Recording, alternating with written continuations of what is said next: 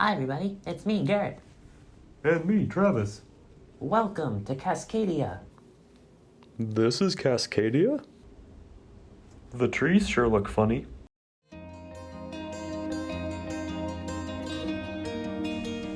In Cascadia, you and your friends will build environments to gain points. Whoever has the most points at the end of the game wins.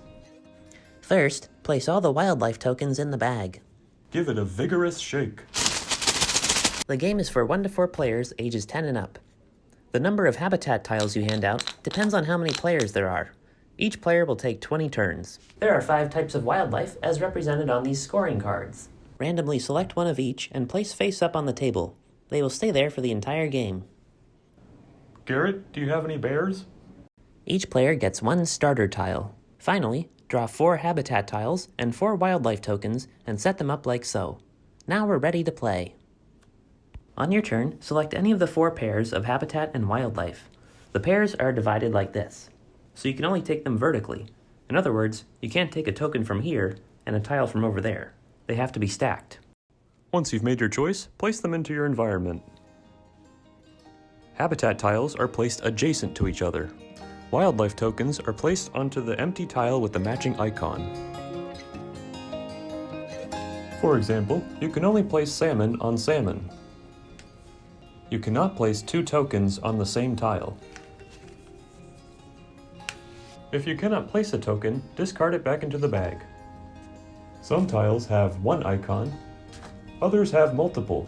For these ones, you get to choose. When your turn is over, draw a new tile and a new token.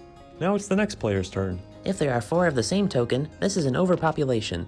They are immediately wiped and replaced with new tokens.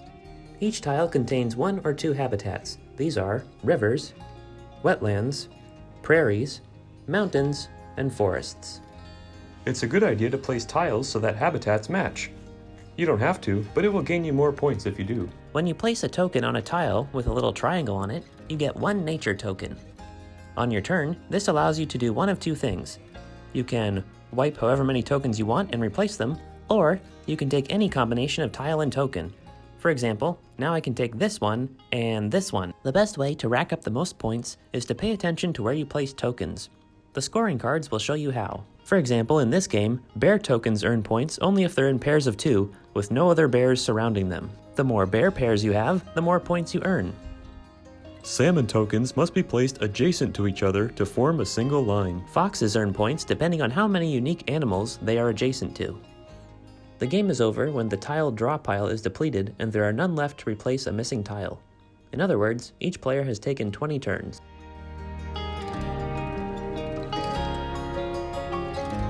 Oh, now it's time to add up the points. Using this score pad, each player will first score points for their wildlife token patterns. Next, they will score points for their largest continuing habitats.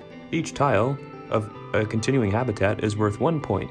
Additional points are awarded if you have a larger habitat than any other player. Finally, any unused nature tokens are worth 1 point each. Now just hand the pad over to someone who's better at math for final scoring.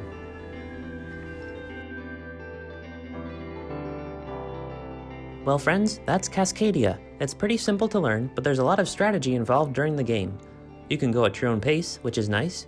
And because there are literally thousands of environment combinations, plus different scoring objectives, you'll never play the same game twice. There are scoring patterns suitable for newcomers, as well as patterns for the more experienced. Oh, there's a solo mode too, so be sure to check that out. All in all, a well-rounded game. Alright, come on buddy, new adventures await. Okay. Oh, hey wait, should I bring my shoes? Is it gonna be muddy? Goodbye everybody. Goodbye. Mwah.